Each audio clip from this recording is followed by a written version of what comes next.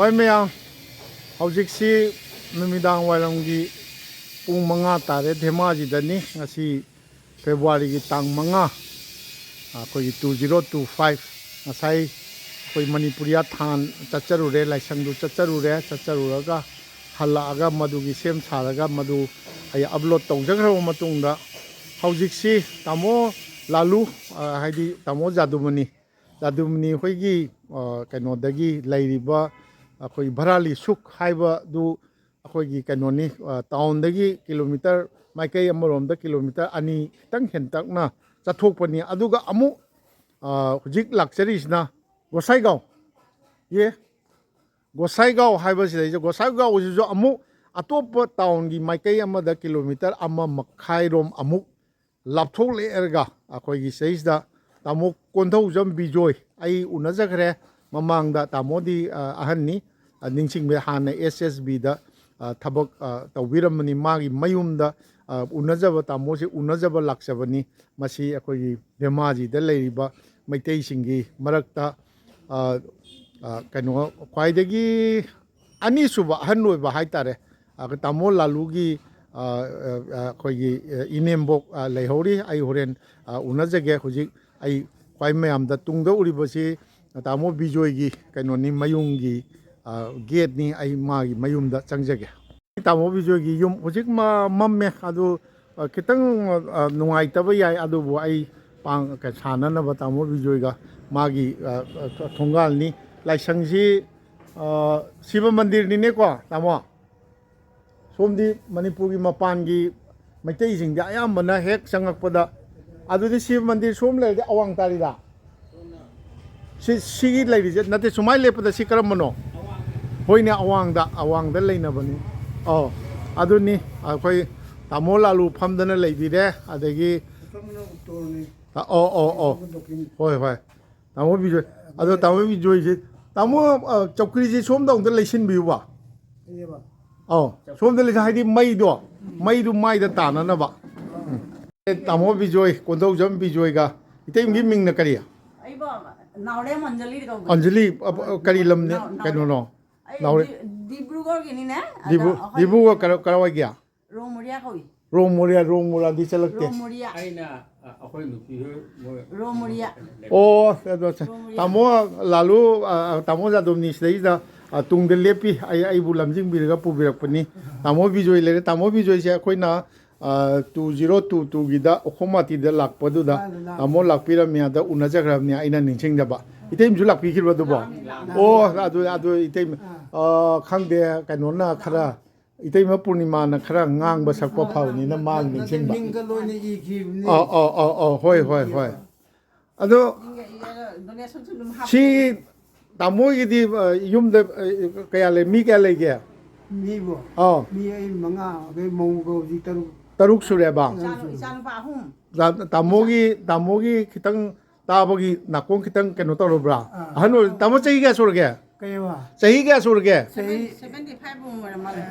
75 ti yang angang ori da keno helamani da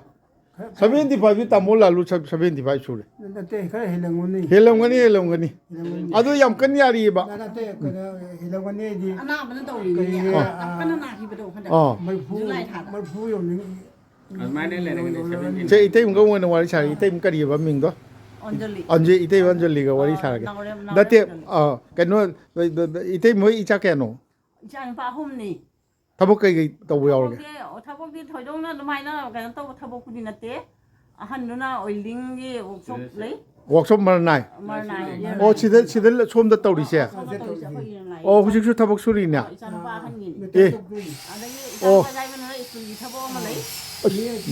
mai ji ngak tang le phon ba yawadra mai se mga da masanupa ahangi welding workshop ni mapu riba sina mistri adagi yaimadi school gi ozar oiro ma BA pass bro BA pass kuire to ba that school lady sarkar gi oza oiro sarkar gi ni Assam government kia Assam government adu yam phare na adagi ahum suba atombadi atom du na thika Tika gumani kontektar ale madi lariti kem tam ho gaya mas biye ni biye na jadudi ina choidana khulani na ahan su biye ni ne biye ro lo hudra ba mau kya thira gaya mo mata ni mo ni thi do wali ani wali ya isudi phangabo isu phangdri ya ba mau di kara wa gi no mo lakhimpur gi ni Lakhimpur no Lakhimpur gya no Lakhimpur gi Meitei kana gi no hajibo Meitei di na te mayang ni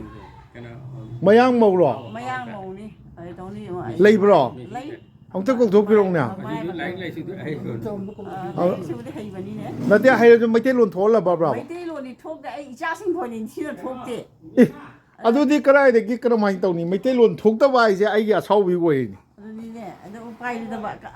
moi ma pa se akazan da ne akazan da ma pa na dum lai min ya ai cha ho ma ai tong dan lai ni ai da di ma do ai ma do so mi te ni ba kai pa do ba ai di Manipur gi kwa ka theng gi ni kwa ki thengi ne ba adu ba ipa hak tak ta lai da se dai da da kano da lai ram bani pa si ma so loi na Sipsa gor da si lai ra mi ne hasala rom da le ram bi ra Simolguri da borkola da Borkula da ale sida ho pa sida wong pudi kam kui ge sida la ko si so ka no ni ne 51 la ko de no 51 da 54 da admission lo bi da class 5 da 4 da 54 da ke no sida class 4 da adu icha jing kai no icha nupa ujik unagi bodo ani do icha ni adu moi Meitei lon phajan thok tra ne mo jana thok to bani ne khangmodi khangma thok to adu kari gi no ne che ibe mem se le pro tamogi mau ni maja nupa ahan gi che mama namaste som da khara lepo che ini mo kis da lepo mai ji yad re ba mami se da Modi Bangla खंगम मोइने आइदी Bangla खजि खजि ngang bangam me ado asami de akomia de mo khangam da Hindi तो जानता है ना तो मणिपुरी मालूम नहीं है अभी तक कोई भी सब थोड़ा थोड़ा जब बोलने से कहीं नमिंग का हुई तो मालूम होना चाहिए इधर मोह ना तंबीदर दिक्कत मांगता हूँ कितना तक पढ़ा MA in Assamese. MA in Assamese. Yes. From Dhemaji University. The distance to Guwahati University. As Guwahati University. Very good. अभी तो मणिपुरी का ये हो गया बहु हो गया हाँ मैतेई बहु हो गया मणिपुरी जानना है बोलना है हाँ मणिपुरी लोग के बारे में भी जानना है ठीक है अच्छा चलो इतने में कह सीधी यादें आई या निंगे नोई धेमाजी दा तामो भी जो ना ख्वाई नते तामो लालू की ख्वाई अहन अदे अदुई मतंग द सेकंड सीनियर मोस्ट ने बा तामो सीनियर मोस्ट ओइरिबा अदगी एसएसबी दा थबक तौदना तौरगे हुजिसु पेंशन चाउचारमगनी हां चाउरमगनी बा हलादा ओइरमरोय पेंशन दो हाइदो रोय हांजो हांगरोय आई खंगी अदुम अदु खंगी बा अदुगी नचा नुपा अहुम पोए नचा नुपा दु गी ममो अहानबा फरे कछु काइदे मयांग लौगेरा हाउ लौगेरा कई काइदे अदो नमो नुपी मसकसु नुक्सी अदुगा से मैतेई फनेका जो सेलिसे मैतेई फनेका जो सेतना लैरगा नमिंग करी कवी हाइबदा इतै मना कनो नमिंग करी कवी ना हारिमने ना हाइ तारगदी अदुबो खंगनद्रदि करमाइन तौनी तंबीद्रदि यारो मन मंगोन वा हाइबदने चापुरो दो चापुरो हायो चालू लो माइ खंजनी चा पुरो चाक चारगे गाय चाक गाय अदुम हाय नते दी यादे आई याजदे आई मधु आई याजदे नते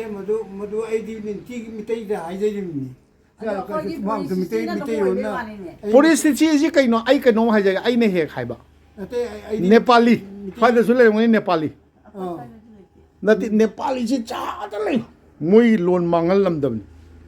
अखोई मणिपुर कपुई मैम लेरी इम्फाल मनुंग नुमित नोंग हेन गामदैना नुंगदांगी तुमद्रि बाव मैतेई लोन गांगदना लेबा अदो मोई मसेन कबुई लोन दा दुम वारी साने ꯇꯧꯔꯤꯕ ꯊꯣꯛꯏꯅꯤ ꯊꯣꯛ ꯑꯗꯣ ꯑꯩꯈꯣꯏꯒꯤꯅ ꯍꯦꯛꯇ ꯀꯩꯅꯣ ꯇꯧꯗꯦ ꯑꯗꯣ ꯑꯀꯥꯖꯥꯟꯗꯅꯦ ꯌꯨꯝ 5-6 ꯆꯪꯉꯛꯄꯗ ꯑꯩꯈꯣꯏꯒꯤ ꯃꯤꯁꯤꯡ ꯃꯧ ꯃꯩꯇꯩꯗ ꯑꯣꯡꯕ 1 2 3 4 5 6ꯂ ꯀꯩꯅꯣ ꯊꯦꯡꯅꯔꯛꯑꯦꯕ ꯏꯁ ꯅꯧꯅ ꯂꯥꯛꯄ 1 2 ꯌꯥꯎꯏ ꯃꯩꯇꯩꯂꯣꯟ ꯊꯣꯛꯇꯦꯀꯣ ꯑꯃ ꯑꯅꯨꯄꯃꯥ ꯒꯥꯏꯅ ꯏꯕꯦꯝ ꯑꯃ ꯂꯩꯍꯧꯏ ꯃꯆꯥꯅꯨꯄꯤꯒꯗꯣ ꯃꯩꯇꯩ ꯗ꯭ꯔꯤꯕꯨꯒꯣꯜ ꯃꯩꯇꯩꯗꯒꯤ ꯍꯦꯟꯅ ꯃꯩꯇꯩꯂꯣꯟ ꯊꯣꯛꯏ ꯑꯗꯨꯅꯤ ꯑꯗꯣ ꯇꯥꯕꯤꯖꯣꯏ ꯅꯪꯉꯣꯟꯗ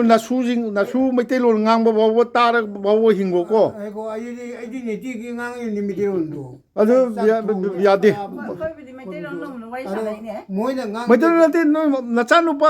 ꯃꯩꯇꯩꯂꯣꯟ ꯊꯣꯛꯍꯟꯗꯦꯁꯦ ꯁꯤ ꯃꯣꯏꯗꯤ ꯑꯗꯨꯝ ꯄꯤꯛꯁꯛ ꯄꯤꯛꯏꯗ ꯑꯁꯥꯃꯤ ꯃꯔꯛꯇ ꯂꯩ ꯑꯩꯈꯣꯏ ꯌꯨꯝꯅꯥꯛꯁꯦ 2 3 ꯄꯨꯟꯅ ꯂꯩꯔꯝꯃꯅꯤ ꯑꯗꯨꯝ ꯊꯣꯛꯑꯝꯒꯗꯕꯅꯤ ꯅꯠꯇꯦ ꯅꯣꯏ ꯏꯃꯨꯡꯗ ꯉꯥꯡꯉ ꯂꯣꯏꯔꯦꯅ ꯏꯃꯨꯡꯗꯗꯤ ꯑꯩ ꯏꯇꯣꯝꯗꯅꯤ ꯑꯉꯥꯡ ꯄꯤꯛꯏ ꯅꯇꯣꯝꯗ ꯑꯉꯥꯡ ꯄꯤꯛꯄꯗꯣ ꯑꯗꯣ ꯅꯆꯥꯗ ꯃꯩꯇꯩꯂꯣꯟꯗ ꯉꯥꯡꯒꯗꯕꯅꯤ ꯌꯥꯔꯦ ꯅꯨꯡꯉꯥꯏꯔꯦ ꯇꯥꯕꯤꯖꯣꯏ ꯑꯗꯣ ꯅꯠꯇꯦ ꯁꯤ ꯅꯠꯇꯕ ꯁꯤ ꯅꯣꯏꯗꯤ ꯒꯣꯁꯥꯏ ꯄꯨꯔꯕ ꯒꯣꯍꯥꯏ ꯒꯥꯎꯁꯦ ꯒꯣꯁꯥꯏ ꯒꯥꯎ ꯍꯥꯏꯕꯅꯤꯅꯦ ꯅꯠꯇ꯭ꯔꯣ ꯑꯩꯈꯣꯏꯅ ꯍꯥꯏꯔꯗꯤ ꯒꯣꯁꯥꯏ ꯒꯥꯎ ꯍꯥꯏꯗꯣꯏꯅꯦꯕ ꯅꯣꯏꯅ S2 गोहाई हाइदोइनेबा गोहाई इंग्लिश स्पेलिंग कोई दिया जब हम बोलेगा ना एस को हम तो स में उच्चारण ये लेते हैं लेकिन आप लोग तो आसामी है तो हाँ हाँ ना तौदरने आसाम है अहोम है ना अदुनी खंगिदा अदु गोहाई गाउसिदा मैतै युमसि कयानो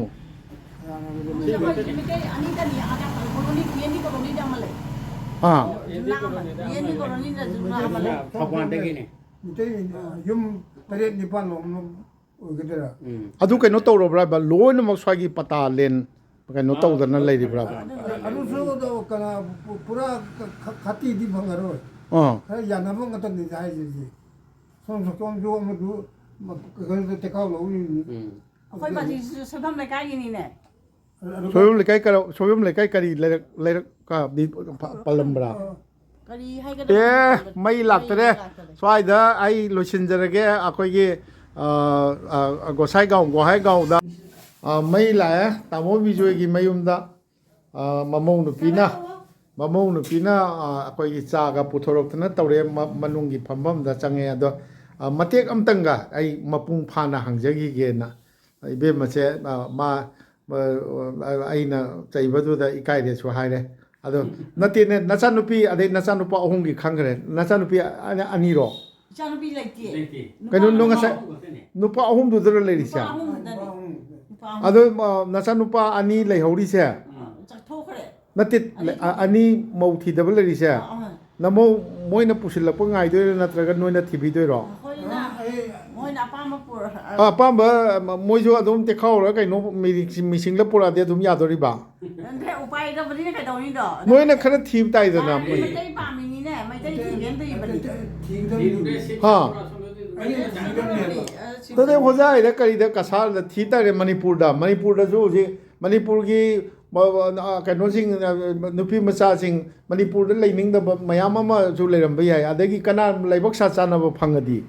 फंग ताइदना फंगदी पुरकयन खलिनिने मोय पाम अपाम नुसी ओइबा ताइ दरी पाम दरी दुसु नुगाइरोइ होइने अदु अपामबा अदु खरदी हाइ ताइ अदु यारिगै हाइ ताइना आई मितै नुपी लौननबा मितै नुपी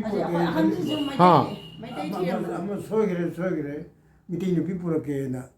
होइने अदुमाइन तौदना खरा तौदरदी आई चकदई खोंग थांगल लेयुनी आई नुंगाइतबा याम लेयेबा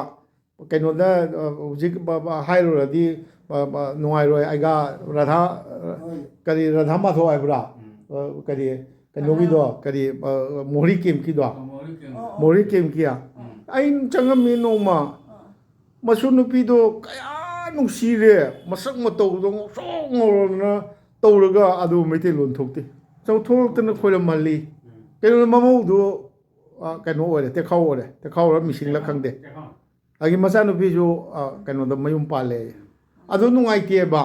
मैते लोन थोकत्रगो मैतेनी हाइ कमाय यादोरिबा अदुने सी ngasai mai lakidaba mateek to ai hapsinjage na ai